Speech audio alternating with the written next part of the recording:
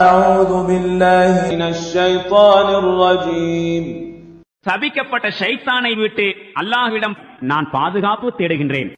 والذين جاءوا من بعدهم يقولون ربنا اغفر لنا ولإخواننا الذين سبقونا بالإيمان ولا تجعل في قلوبنا غلا للذين آمنوا ربنا إنك رؤوف رحيم.